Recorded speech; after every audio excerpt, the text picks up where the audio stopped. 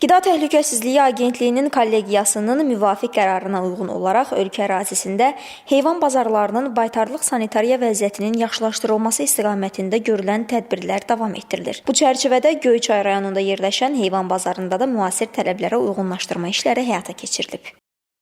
Asfaltlanmadan əlavə girişdə, çıxış hissələrində diz bariyerlər qurulub, satış yerlərində iri boyuzlu heyvanların yeri ayrılıb, xırda boynuzun yeri ayrılıb, onlar üçün çardaqlar tikilib, drenajlar çəkilib, onların müəyyən kanalizasiya sistemləri çəkilib.